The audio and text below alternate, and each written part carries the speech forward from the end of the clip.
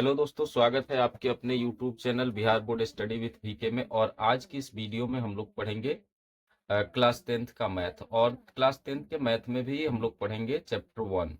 यानी चैप्टर 1 में जो है चैप्टर 1.1, 1.2, 1.3 और 1.4, इससे संबंधित जो सूत्र है, जो फॉर्मूला है, जो हमें इस के प्रश्नों को जो है हल करने में काफ़ी ज़्यादा मदद करेंगे, उन सूत्रों को आज हम लोग इस वीडियो में देखेंगे। और आप लोग प्रयास कीजिएगा कि उसे याद कर ले, ताकि आगे जब मैथ बनेगा तो उसको बनाने में आप लोगों को काफी ज्यादा सहूलियत होगी। तो आइए हम लोग हेडिंग बना लेते हैं, वर्ग 10। हेडिंग है हम लोगों का वर्ग 10। और इसमें जो है हम लोग पढ़ेंगे मुख्य रूप से ये 10 वर्ग 10 का जो है मैथ पढ़ेंगे हम लोग। और मैथ में हम लोग पढ़ेंगे सूत्र। मैथ में हम लोग पढ़ेंगे सूत्र।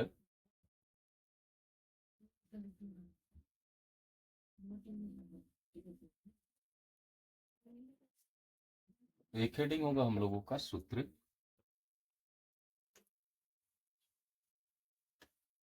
तो सबसे पहले हम लोग देखते हैं कि चैप्टर 1.1 में कौन सा फॉर्मूला लगेगा। किस जो है एक्सरसाइज 1.1 में 1.1 में तो यहाँ जो हम लोग फॉर्मूला लिखेंगे वो हमें 1.1 में काम आएगा। तो 1.1 में जो हम लोगों को मुख्य रूप से बनाना है वो क्या बनाना है, HCF और LCM बनाना है। मुख्य रूप से हमें HCF और LCM बनाना है। तो सबसे पहले हम लोग जान ले कि HCF और LCM क्या है। HCF आखिर कहते किसको है। तो HCF का जो फुल फॉर्म होता है वो होता है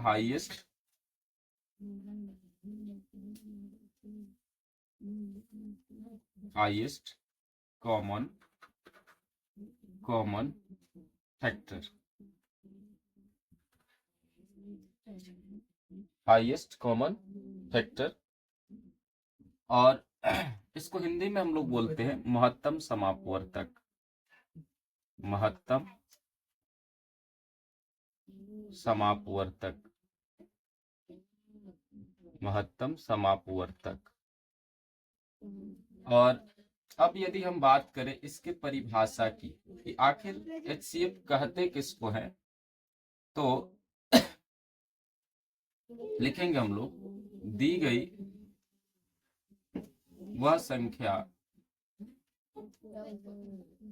वह संख्या वह संख्या जो वह लिखेंगे हम लोग वह बड़ी से बड़ी संख्या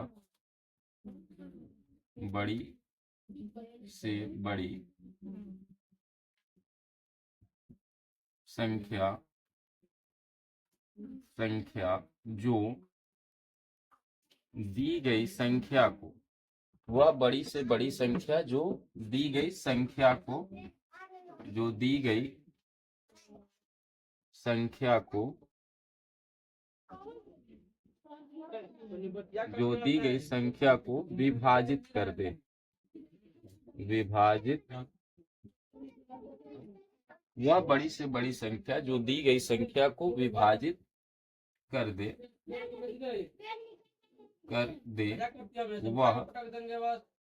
वह उन संख्याओं का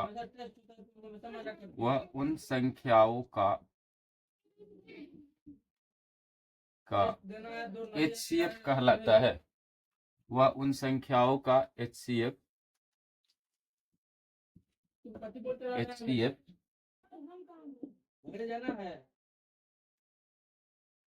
वह उन संख्याओं का HCF कहलाता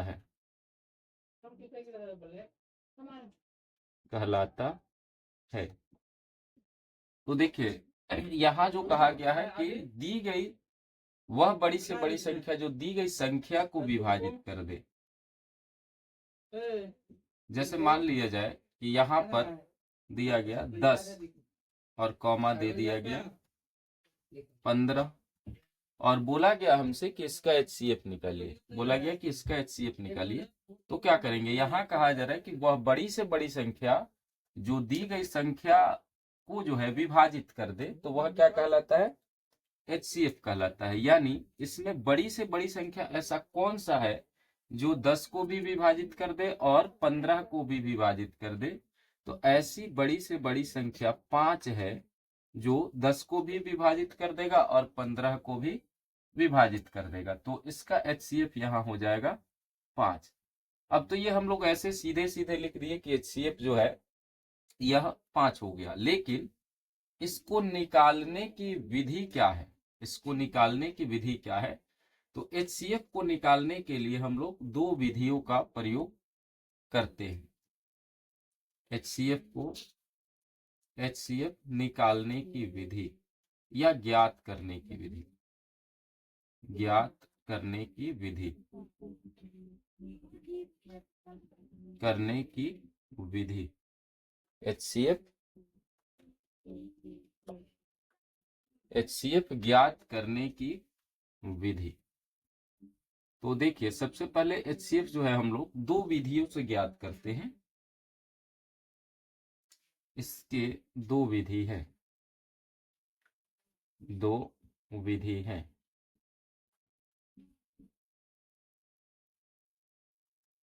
इसके दो विधि है, यानी HCF ज्ञात करने के दो विधि है।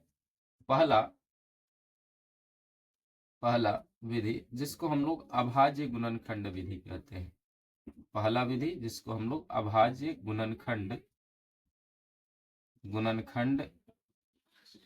विधि कहते हैं। इसको हम लोग अभाज्य गुणनखंड विधि कहते हैं। तो अभाज्य गुणनखंड विधि में हम लोग क्या करते हैं, जो भी हमें प्रश्न दिया गया रहता है जिसका HCF हमें निकालना होता है, तो उसका हम लोग क्या करते हैं, फैक्टर तोड़ते हैं। तो जैसे मान लिया गया कि हमें एक 10 दिया गया है संख्या और एक 15 दिया गया है, तो हम 10 का फैक्टर तोड़ेंगे, गुणनखंड करेंगे, 10 का गुणनखंड करेंगे। तो 2 से इसमें डिवाइड किए, भाग दिए तो 5 मर्तबा, और फिर यहाँ 5 से दिए तो 1 मर्तबा। उसी तरह से हम 15 का भी अभाज्य गुणनखंड करेंगे, तो 3 से यहाँ 5 मर्तबा में, और फिर 5 से यहाँ 1 मर्तबा। अब हम लोग लिख देते हैं HCF इसका किसका, तो 10 का और 15 का। HCF 10 और 15 का निकाल रहे हैं हम, 10 का और 15 का। तो 10 और 15 का हम HCF जो निकाल रहे हैं, तो इस दोनों का हम पहले काम क्या करेंगे, फैक्टर, जो इससे पहले हम इसका फैक्टर लिख लेते हैं। जो हम लोगों ने तोड़ा है उसको हम लोग लिख लेते हैं पहले। तो देखिए जो 10 का फैक्टर हम लोगों ने तोड़ा है, तो 10 के लिए क्या लिख लेंगे हम लोग, 2 गुना 5, और फिर 15 के लिए हम लोग क्या लिख लेंगे, 3 गुना 5। तो अब जो HCF हम निकाल रहे हैं वो किसका निकाल रहे हैं, तो HCF हम निकाल रहे हैं 10 का और 15 का। HCF निकाल रहे हैं 10 का और 15 का। तो इसके फैक्टर में जो दोनों में मिले, जैसे 2 ही अंक दिया है, अगर 3 दिया रहे तो तीनों में, ये दोनों ही फैक्टर में जो अंक कॉमन होता है वही हमारा HCF होता है, वही हमारा HCF होता है। तो ये दोनों ही फैक्टर को यदि हम ध्यान से देखें तो इसमें 5 जो है कॉमन है, और इसलिए इसका HCF जो है 5 हो जाएगा। तो ये तो विधि जो है यह अभाज्य गुणनखंड विधि हुआ, जिसमें हम लोगों ने जो है अभाज्य गुणनखंड विधि के माध्यम से HCF निकालना सीखा। एक दूसरी विधि होती है जिसे हम लोग यूक्लिड विभाजन एल्गोरिथम विधि कहते हैं। एक दूसरी विधि होती है जिसे हम यूक्लिड विभाजन एल्गोरिथम विधि कहते हैं, या फिर उसे विभाजन विधि भी कहते हैं, उसे भाग विधि भी कहते हैं। तो आइए हम लोग उसको समझ लेते हैं कि आखिर यूक्लिड विभाजन एल्गोरिथम विधि क्या है या फिर भाग विधि क्या है? तो दूसरा जो विधि है वो उसे हम लोग कहते हैं यूक्लिड विभाजन एल्गोरिथम। यूक्लिड विभाजन विभाजन एल्गोरिथम विधि। इस विधि में हम क्या करते हैं, जैसे यहाँ भी वही एग्जाम्पल हम लोग ले लेते हैं कि मान लिया गया कि हमें 10 और 15 का HCF निकालना है। हमें 10 और 15 का HCF निकालना है। तो सबसे पहले जो हमारा काम होगा वो ये इंगित करना होगा कि इस दोनों में बड़ा अंक कौन है और छोटा अंक कौन है। तो यहाँ हम देख रहे हैं कि 10 जो है छोटा है और 15 बड़ा है। तो छोटी संख्या से हम देंगे बड़ी संख्या में भाग। तो 10 से 15 में भाग दे रहे हैं, तो 10 के पहाड़ा में 15 तो है नहीं, तो 15 से कम क्या है, तो 10 ही है। तो 10 से कम 10। फिर यहाँ 5 शेषफल हो गया। अब इस शेषफल से जो इससे पहले वाले संख्या से भाग दे दिए थे उसमें हम फिर से भाग देंगे। तो फिर 5 दूना 10 और ये कट गया। तो जब ये कट जाएगा तो यहाँ जो है विभाजन की प्रक्रिया समाप्त हो जाएगी। अब इस चीज को हम इस तरह से लिख देते हैं इधर, जैसे हमने जो काम किया है 15 बराबर हमने इसमें 10 से भाग दिया है, एक मर्तबा में भाग दिया है, और इसमें शेषफल हमारा जो है वो 5 आ गया है। फिर दूसरी बार में हम लोगों ने 10 में भाग दिया है, 5 से दिया है और 2 मर्तबा में दिया है और शेषफल 0 आ गया है। अब यहाँ थोड़ा सा हम भाषा लिखेंगे कि यहाँ शेषफल 0 प्राप्त होता है, न प्राप्त होता है। यहाँ शेषफल 0 प्राप्त होता है। इसलिए विभाजन की प्रक्रिया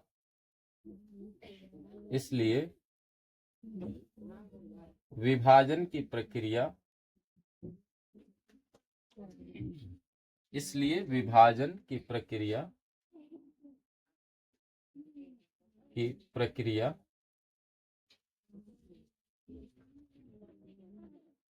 यहाँ समाप्त होती है।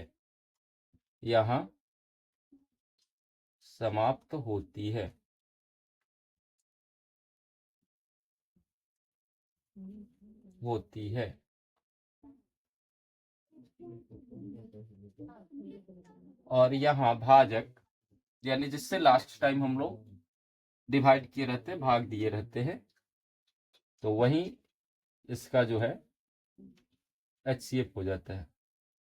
और यहाँ भाजक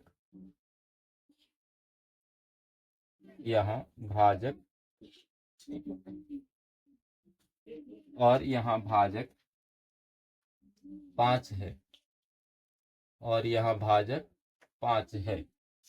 इसलिए HCF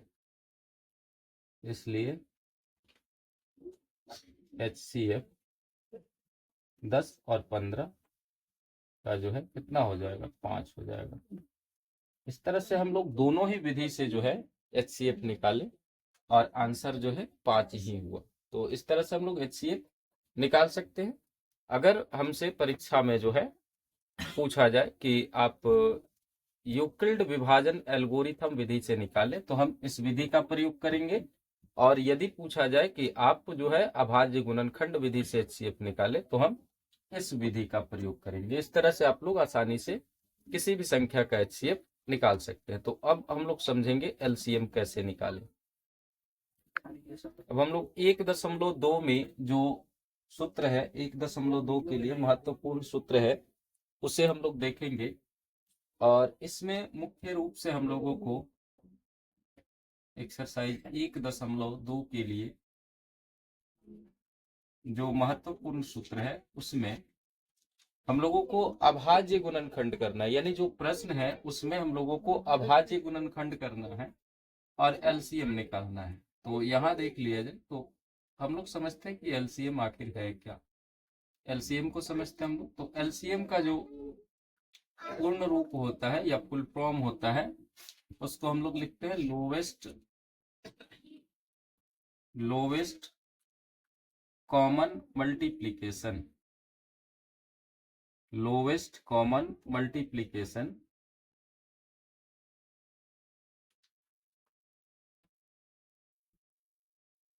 लोवेस्ट कॉमन मल्टीप्लीकेशन, इसे हम लोग हिंदी में लघुत्तम समापवर्तक भी बोलते हैं।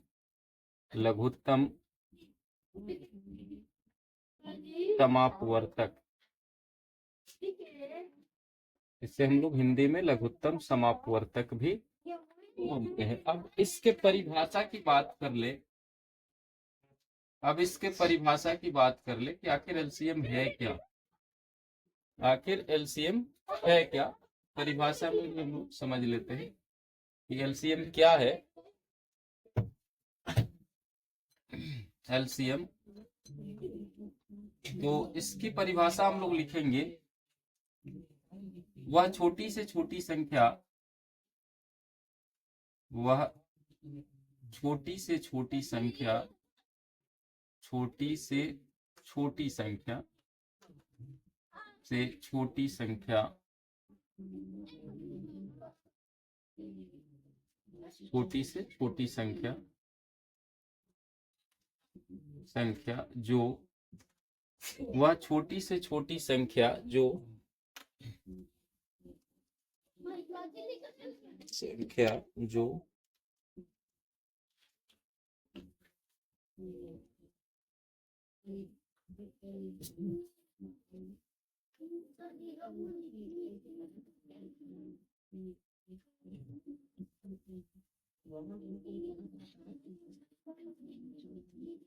वह छोटी से छोटी संख्या जो दी गई संख्या,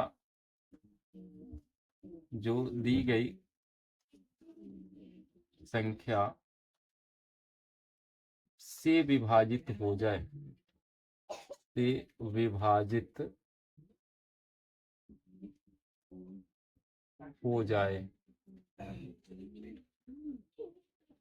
वह छोटी से छोटी संख्या जो दी गई संख्या से विभाजित हो जाए।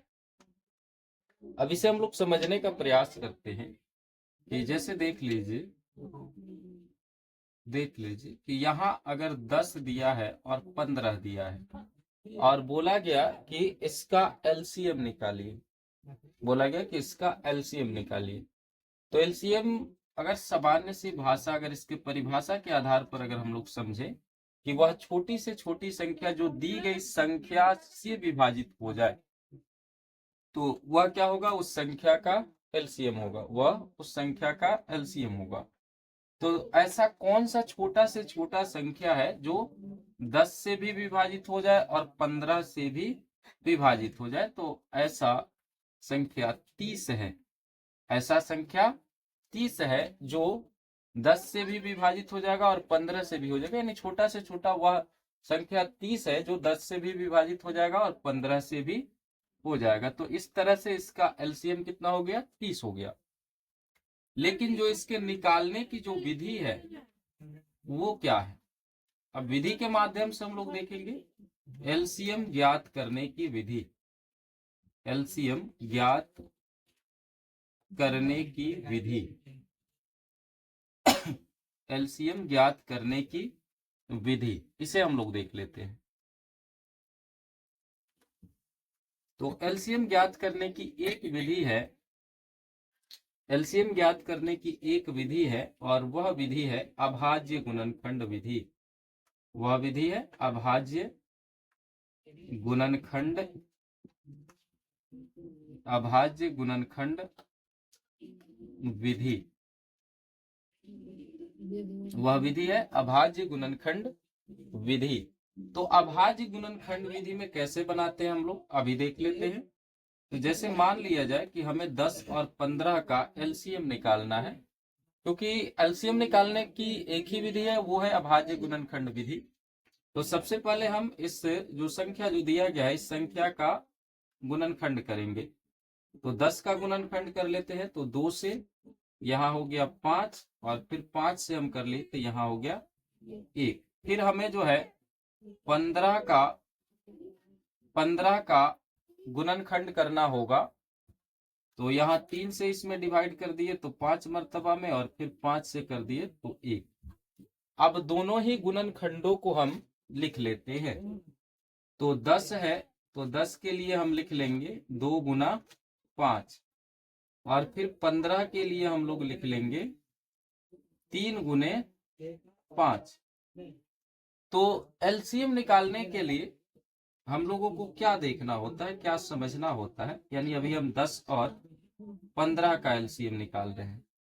तो एलसीएम निकालने के लिए हमें समझना होता है कि जो हम गुणनखंड किए हैं, जो हम फैक्टर तोड़े हैं, चाहे वो संख्या 2 हो, चाहे वो संख्या 3 हो, उस फैक्टर में, उस गुणनखंड में हम देखेंगे कि हमारा जो गुणनखंड करने के क्रम में जो संख्या आया है वह कितना प्रकार का है। तो यहाँ यदि हम देखें तो यह संख्या जो है, जो गुणनखंड किए है, ये जो संख्या है यह 3 प्रकार का है। तो कौन कौन है? 2 है, फिर 3 है, और फिर 5 है। 2, 3, 5 है। तो एक ही फैक्टर में सबसे ज्यादा बार 2, यहाँ देखें तो कितना बार है? 1 बार है। तो 1, 2 ले लेंगे। और एक ही फैक्टर में, किसी एक फैक्टर में 3 सबसे ज्यादा बार कितना बार है? तो 1 बार है, तो 1, 3 भी ले लेंगे।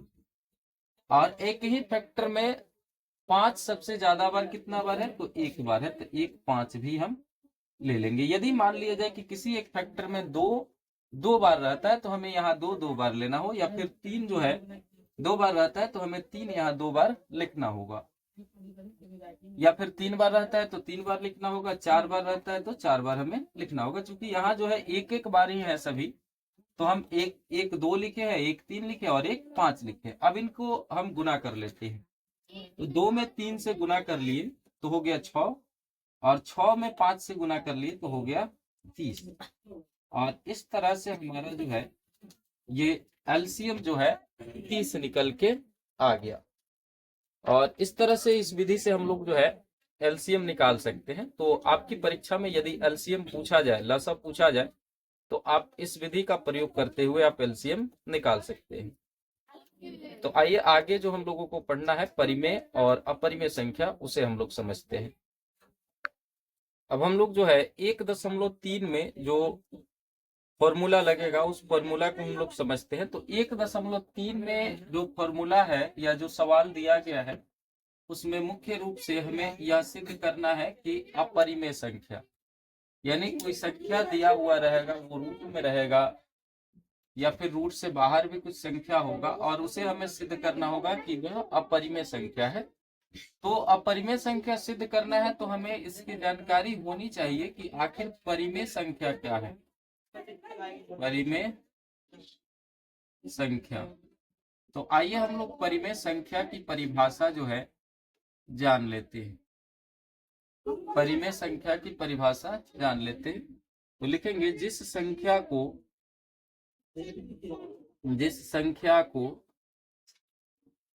हम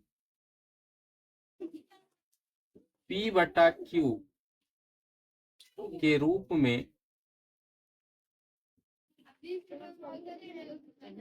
में लिख सकते हैं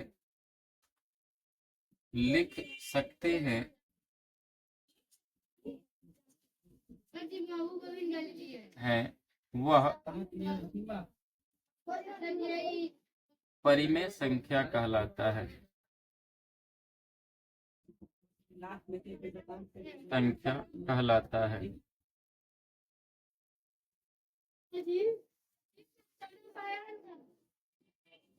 जैसे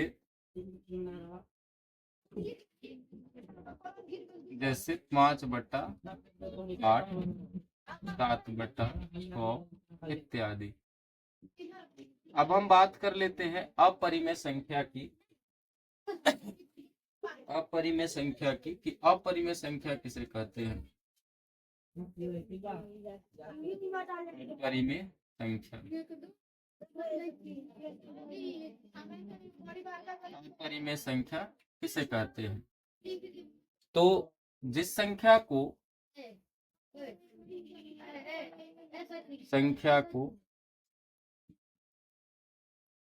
हम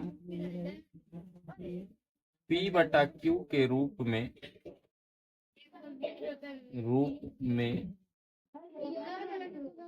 नहीं लिख सकते हैं,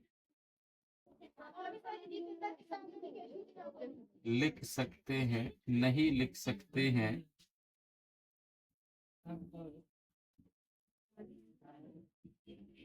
वह अपरिमेय संख्या कहलाता है।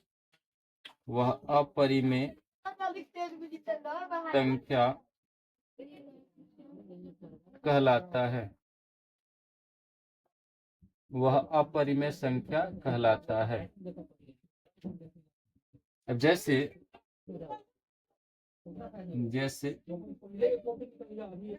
हम लिख लिए √2, √5, √7 इत्यादि। तो आइए फिर आगे हम लोग पढ़ते हैं 1.4 के लिए जो महत्वपूर्ण सूत्र है उसे। अब हम लोग जो है 1.4 में जो महत्वपूर्ण फॉर्मूला है, जो परिभाषाएं हैं, उसे हम लोग लिखते हैं। तो इसमें हमें ध्यान रखना है, 2 चीज पढ़ना है 1.4 में। 2 चीज पढ़ना है, एक तो शांत आवृत्ति, पहला पढ़ना है शांत आवृत्ति। तो आखिर कोई भिन्न दिया हुआ है और उस भिन्न को हमें यह बताना होगा कि वह शांत आवृत्ति में है या फिर अशांत आवृत्ति में है, कि शांत आवृत्ति क्या है और अशांत आवृत्ति क्या है। तो शांत आवृत्ति में लिखेंगे जिस भिन्न के हर का अभाज्य गुणनखंड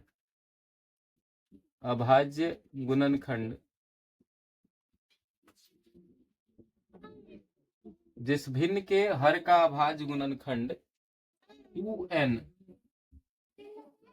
और 5m के रूप का होगा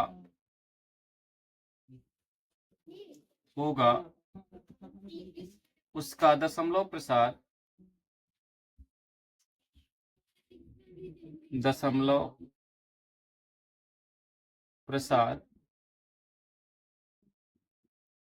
शांत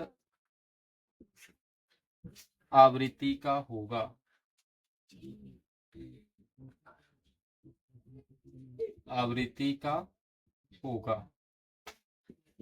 यानी किसी भिन्न के हर का यदि हम अभाज्य गुणनखंड करते हैं और उस अभाज्य गुणनखंड में 2 आ जाए या फिर 5 आ जाए या फिर केवल 2 हो या फिर केवल 5 हो, तो वह भिन्न जो है शांत आवृत्ति का होगा। इसी प्रकार हम लोग पढ़ लेते हैं अशांत आवृत्ति।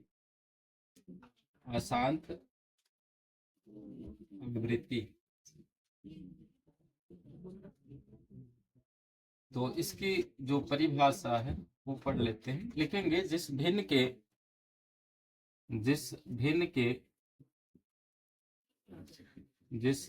के हर का अभाज्य गुणनखंड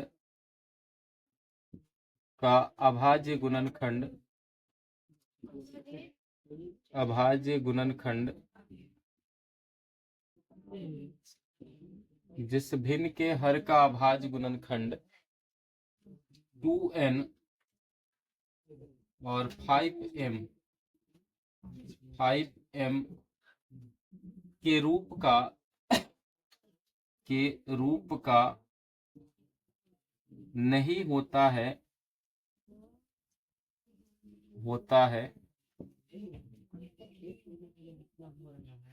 उस भिन्न का दशमलव प्रसार